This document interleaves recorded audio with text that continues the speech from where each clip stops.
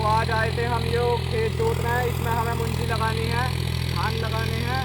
तो आओ जोतते हैं। अभी फ़िलहाल हमारा बिहारी काम कर रहा है वो, तो इसे उतार के हम इससे थोड़े से स्टंट करके दिखाएंगे आपको।